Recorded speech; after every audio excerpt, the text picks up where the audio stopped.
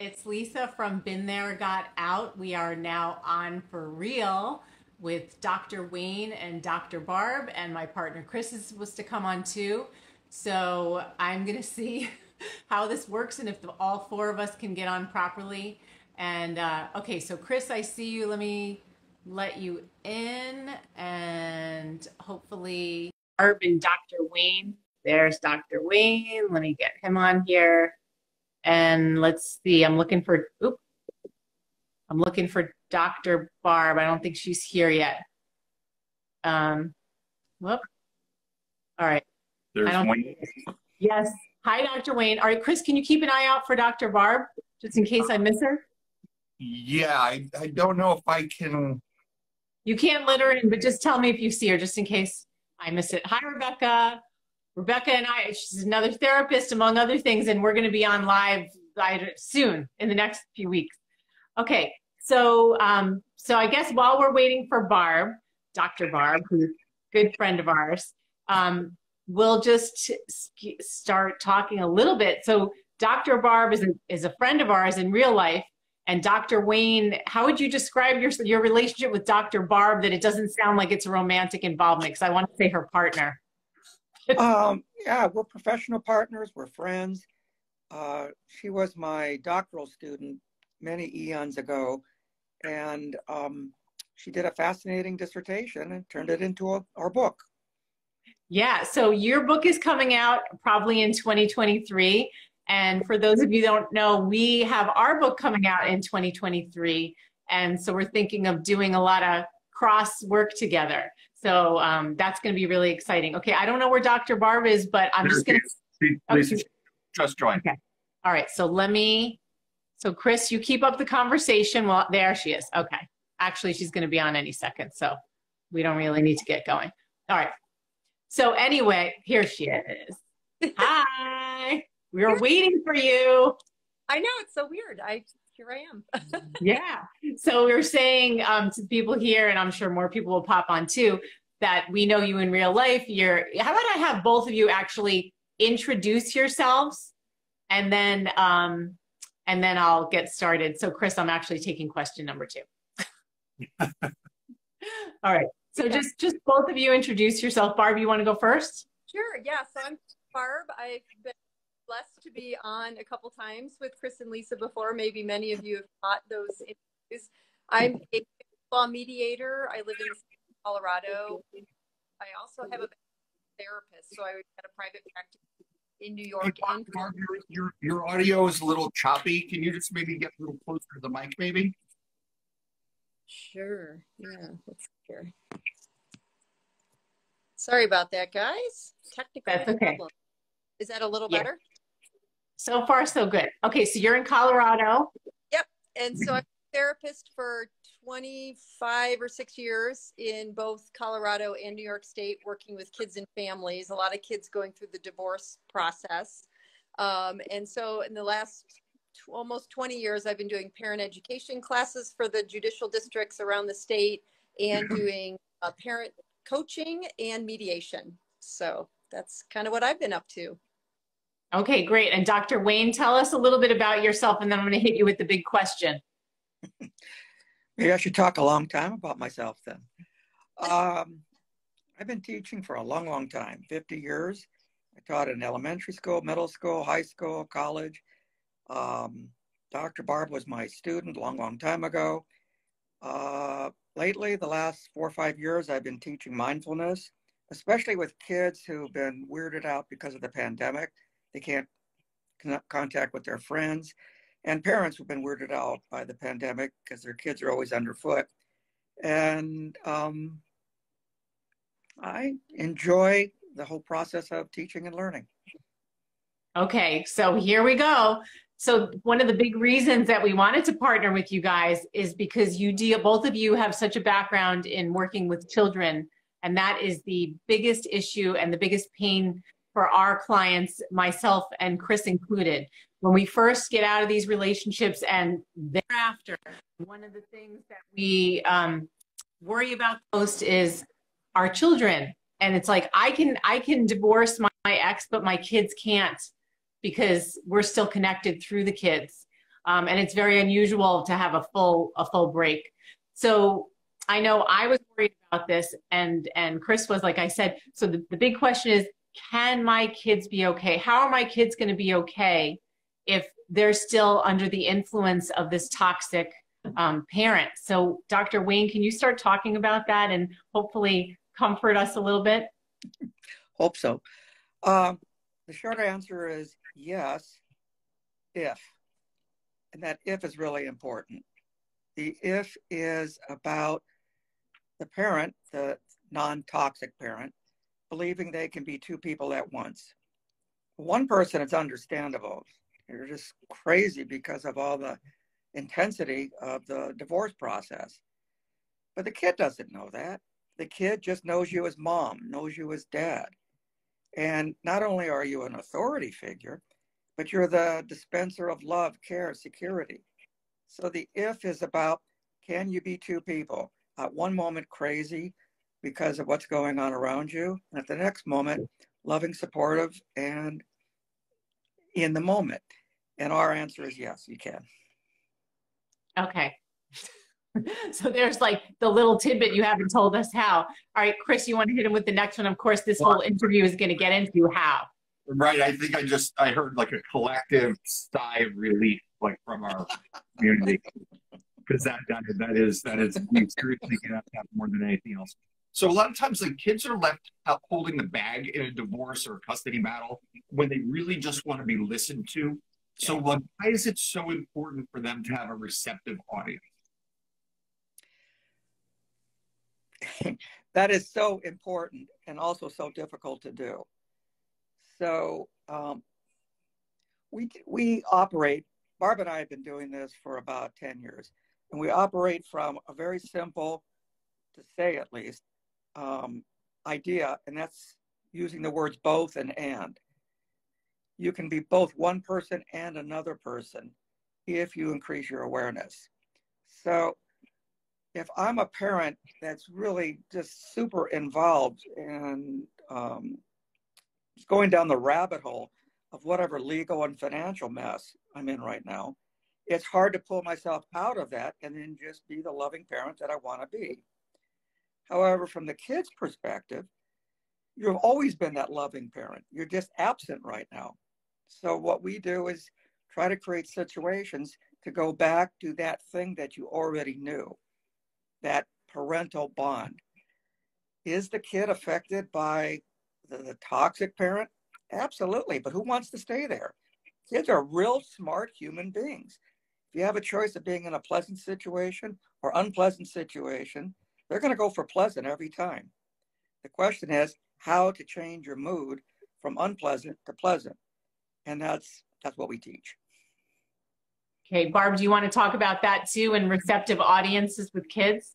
Yeah, and that question makes me think about, we all want to be heard, right? Not kids, parents want to be heard as well. That's why, when I work with parents, I ask them things about, what are you doing for yourself? What are you doing? I always think of the parents are the foundation. You're the foundation of the house, of the family. And if you're uneasy and unsteady and you're not sure what to do next and you're confused and you're sad and you're angry and you've got all these emotions, as a parent, you're a role model. Kids pick up on those things.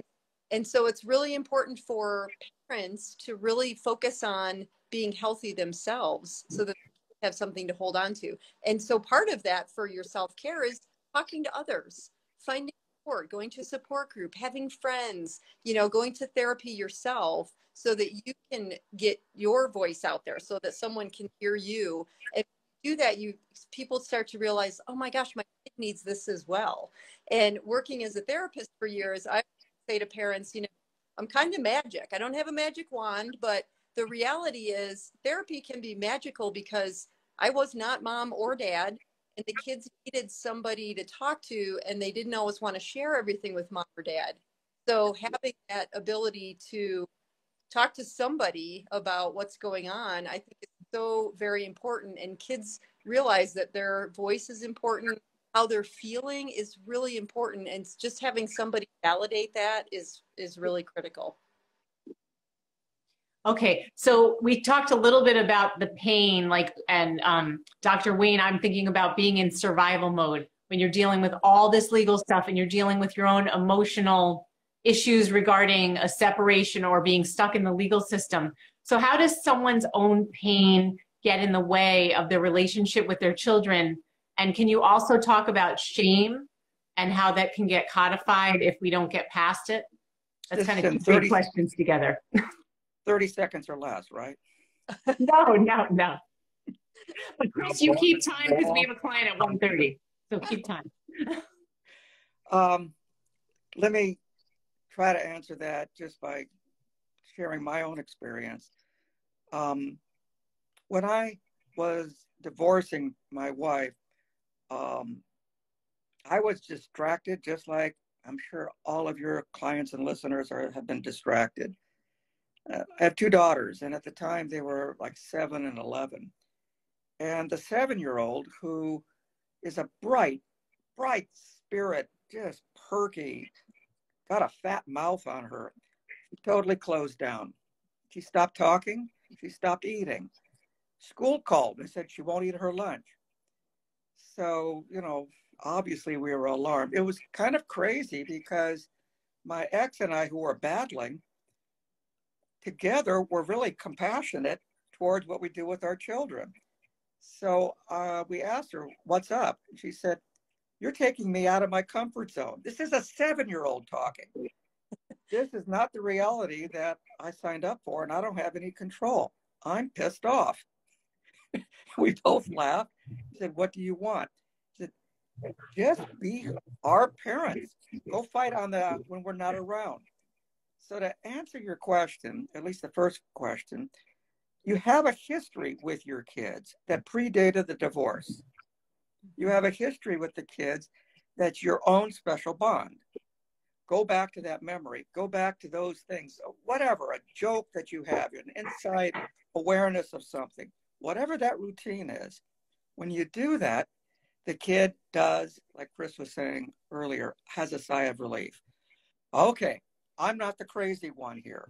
The crazies are battling each other.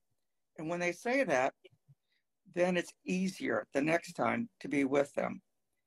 The shame comes when you are stuck in the fight, flight, freeze mode. And the way you get out of that is like what Barb was saying, learn how to flow. Learn how to be a person who can shift when you're overwhelmed from one to another. Yeah. Sorry, my daughter's in the background with pots and pans, and I'm like, all right. So what happens though? So with the part 2 of that question, when shame gets codified, like what happens with the kids? Like if someone can't, because it's easier said than done, just get past your pain. What if someone doesn't get that support? How can it affect the kids if you don't take care of yourself?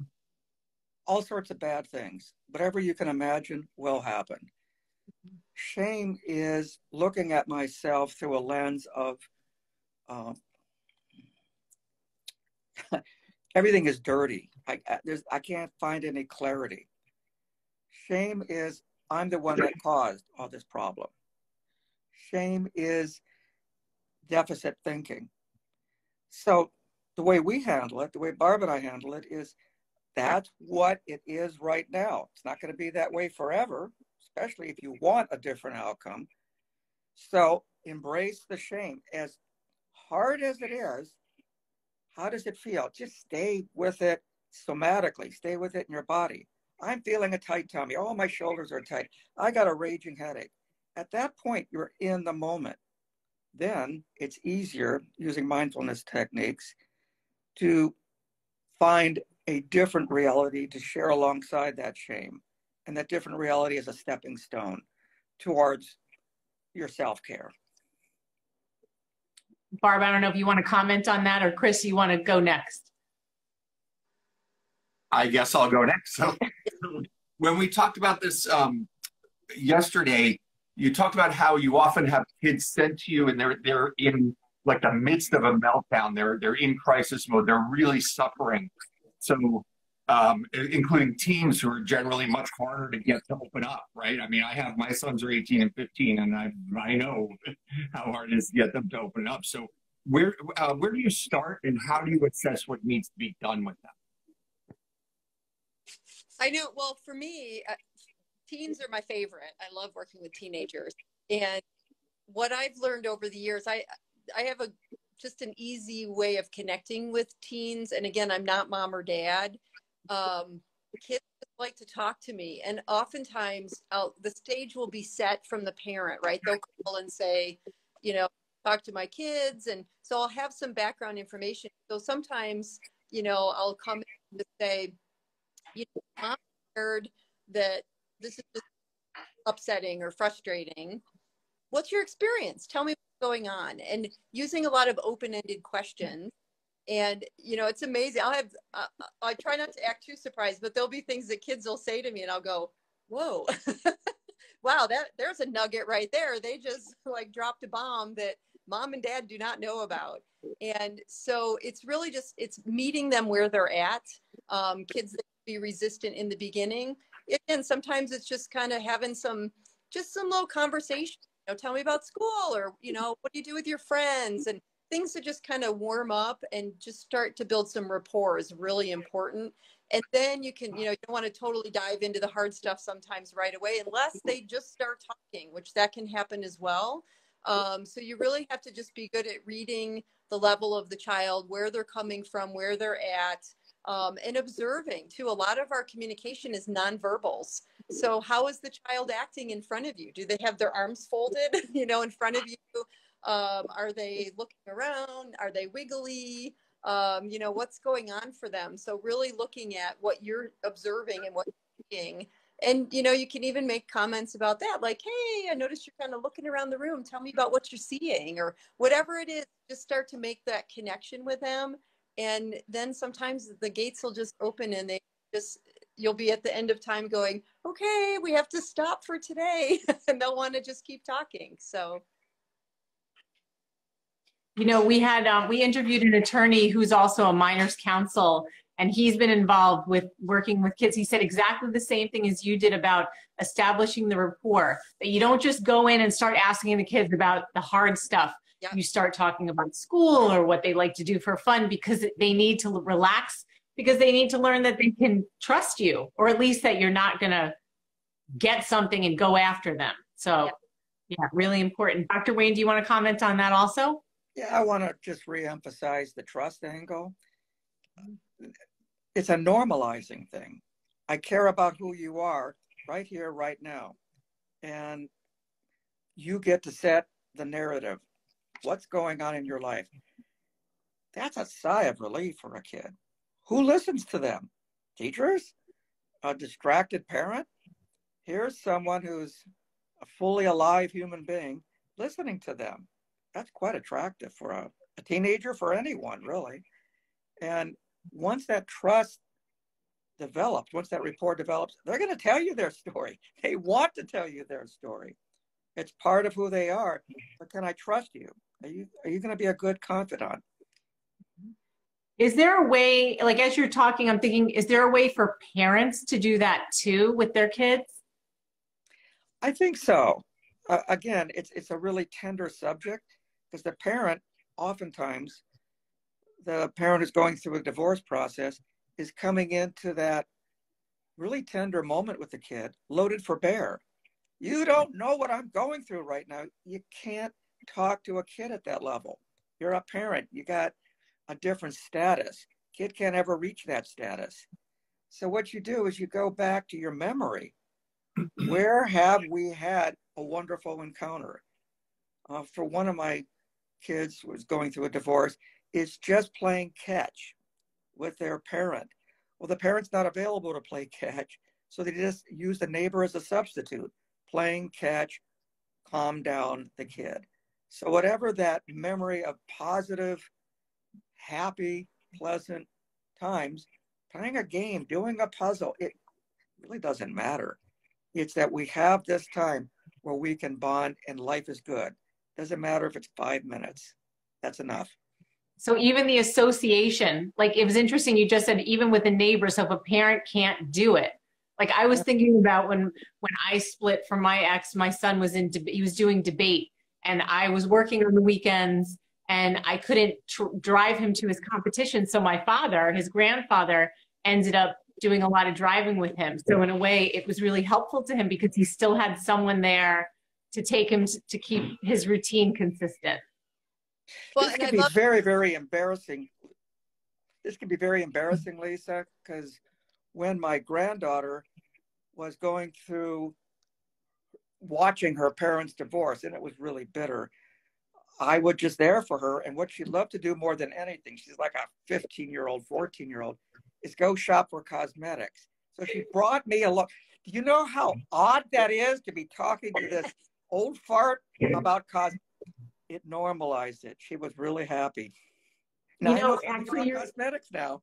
You reminded me, my parents weren't going through a divorce, but I had a rough time as a teenager and I used to go down to New York City and stay with my grandfather and I would go shopping on Broadway and like Canal Street Jeans and Unique for those of you that grew up in the 80s. And my grandfather would just stand there and I'd try on all these crazy outfits and he was so important to me. And we got to be so close because I couldn't talk to my parents really then, but he was there for me. And I think what you're saying is even if parents, if they're dealing with difficult things and they can't do it, as long as the kid has somebody, whether it's a therapist, a grandparent, a neighbor, just there for them through that rough time, especially adolescents or anyone whose child is dealing with their parents in a rough situation.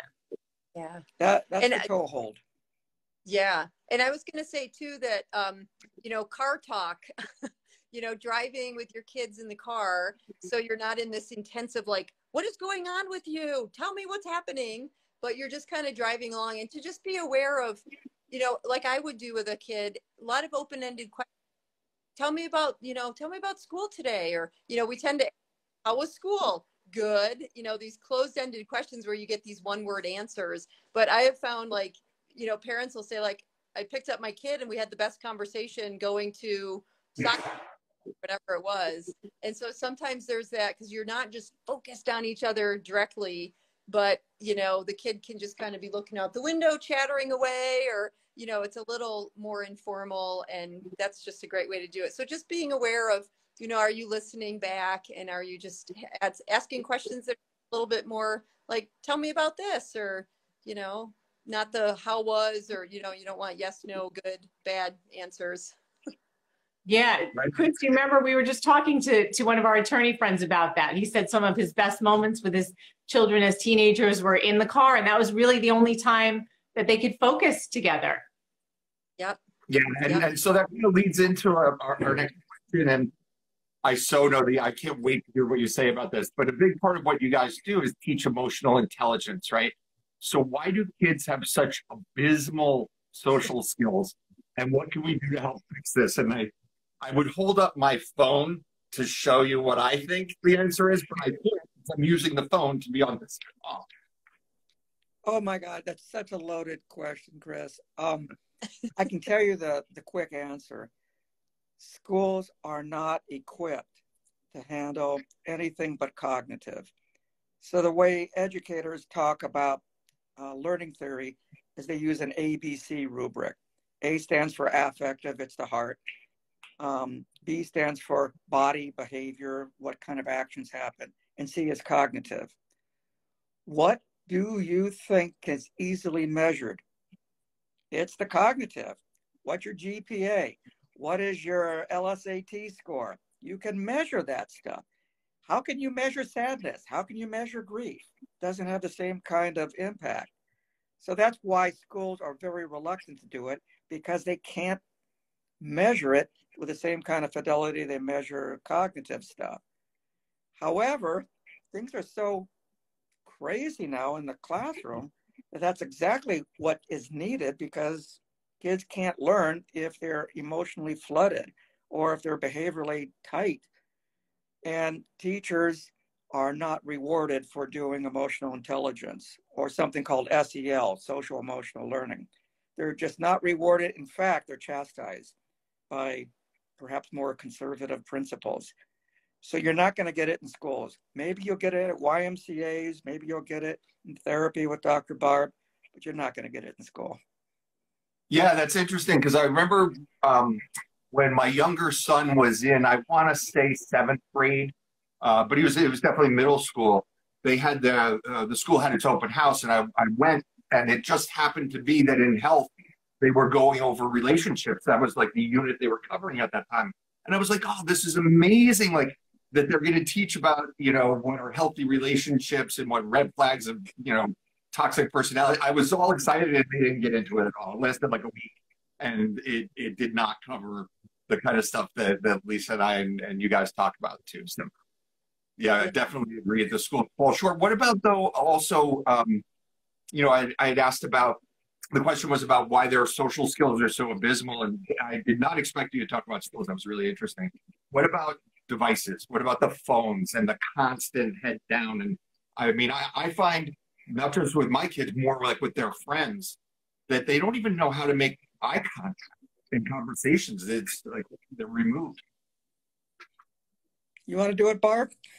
Sure. Well, so that's interesting too. The other thing I was thinking about as you all were talking is we don't always have the language of emotion. And that is so critical. When I worked with kids in therapy, I used to do course groups with kids in schools. And we did a lot of talking about the language of emotions. We tend to go, oh, mad, sad, mad, sad, glad. I have like 3 emotions. But that is so not true. And so part of like the whole emotional intelligence is really getting them to understand language. Now, if you think about adults, we don't always all have that either. So we haven't always learned the language of emotions. Brene Brown just came out with an amazing book, Atlas of the Heart, that is all of emotions. It's incredible. And it's a deep dive into emotions and what they are, with a lot of research woven in. The audio version is incredible. She adds more to it. She'll reread parts. She has stories that she throws in there. But it talks all about that, how we don't have the language of emotions a lot of times. We're not taught that as kids, and we don't learn that. So, that's kind of even learning how to get into those discussions with your kids about asking how they're feeling and using those words yourself. Like, yeah, I feel sad about this, or I'm really disappointed. And the more you start using, language of feelings, kids will too. They'll pick up on that, and you start having conversations using words, and then it becomes more the norm, like anything, right? Like the more you use it, then it just becomes common to say, yeah, I'm really frustrated because I don't know how to do the puzzle, or I'm really confused, you help me. And to start using those words, I think, is really important, because that again normalizes it, like Dr. Wayne has mentioned a few times. Like it's normalizing, like it's okay to talk about emotions. Here's how we do it, and we should all be doing it, not just me, or not just you. And the other thing I want to say about what Dr. Barb is talking about is keep it fun. Sometimes parents, even parents who aren't in a distracting situation, will blow up feelings. Well, why don't you talk about your feelings? You never talk. And then it becomes really hardened. And then it gets back to the screen time that Chris was talking about. I don't want to get into that discussion. If you try to take away their screens, they're going to be terribly annoyed at you. Their screens are their lifeline. So I come at it from a different point of view. What is it that's drawing you to the screens? And what's different is they can be themselves in a way they can't be in school or maybe in their home. And this essential self is really freeing to them. So what I tend to do is this, to get them to pay attention to the details. And in my mindfulness classes, we do a lot of face awareness. So I show pictures, like the mad, glad, sad thing. What's this picture? And I say, glad. And I said, how do you know? I'm not from around here. We don't do that. And I make them describe what's going on with the eyes, what's going on with the mouth. Now, here's the thing. Those feelings don't stay but a nanosecond, and another feeling comes up. So they're describing the face, describing my face, and all of a sudden my face changes. I said, what's different? It's forcing them to pay attention to the details of the face. Now, really what they're doing is paying attention to the feelings, but they can't talk about feelings. That's still too verboten. So I'd have them talk about the face. It's kind of a sideways way of doing it. Oh, I love that. That's really, really interesting. So what I was thinking too, what Dr. Barb said was something that came up the other day when the four of us were talking, that some parents feel if they share their vulnerability, it will mess with their authority as a parent. But you said that kids do appreciate that authenticity. So can you talk a little more about that? And hold on one second. Hey, Thea, you're making a lot of noise with the grease in the background. Sorry. I want to go back to what Barb was saying, Dr. Barb was saying about car talk. Car talk is such a potentially wonderful opportunity to be both authentic and authoritative. Mm-hmm. I'm the mom. I'm driving the car. You're not old enough to drive. I'm doing adult things. And in that time, if you share something that's really tender, something that's really authentic, something that's really vulnerable, the kids' ears are going to perk up. And I can remember car talk times with my mom, who I never got to see a whole lot just because she was a very busy human being.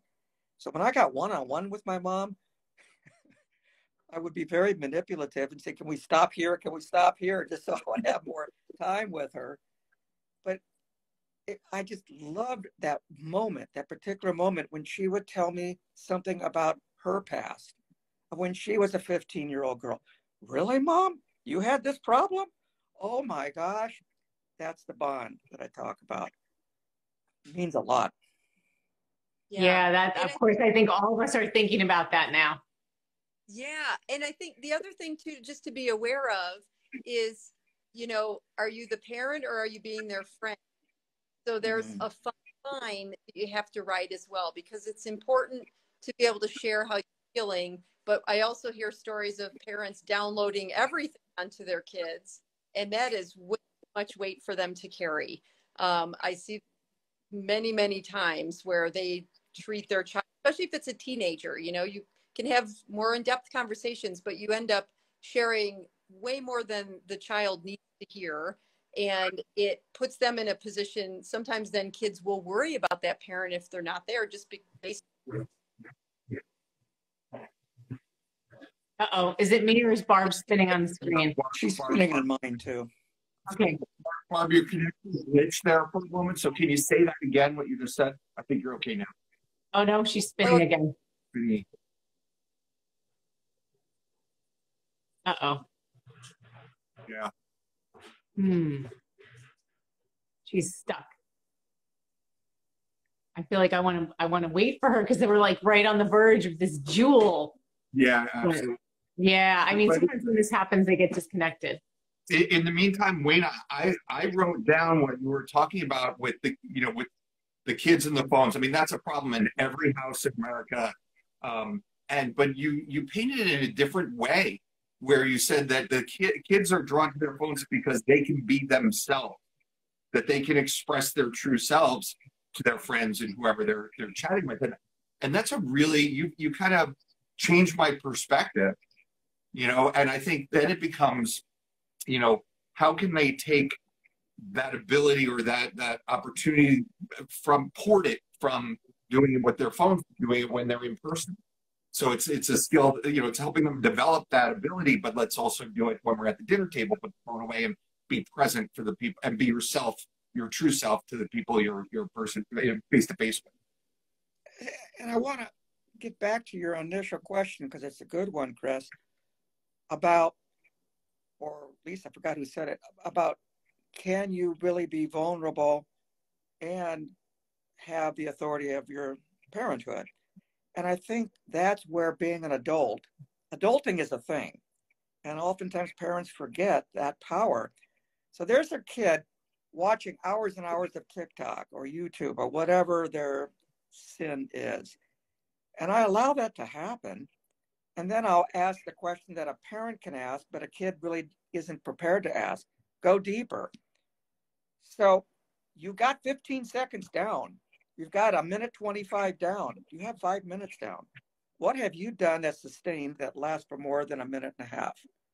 That's a good question for a parent to ask a kid. And since the parent knows the life history of that kid better than the kids do watching TikTok, that's something that will score points. You're asking a question, you're not chastising. Can you go deeper? We live in a profoundly superficial culture. Going deeper is like almost a threat. Yeah. Hi, Barb, Barb. you back? Okay, what were you just saying that we were all with bated breath sitting here? I could hear you guys, but I couldn't, nothing could happen here. Yeah, and come as close as you can to the mic because it's still a little bit choppy. Sorry about that. So I think I was talking about the fine line and just being really careful of not being the friend, but being the parent. And again, it's okay to share how you're feeling, but just don't download and dump everything onto your kid because, like I mentioned, I hear that story a lot from parents that they're sharing all this stuff, or the kids will tell me that, like, mom told me this, that, or the other, or dad said this, that, or the other, and I'll say, they did? Uh-oh.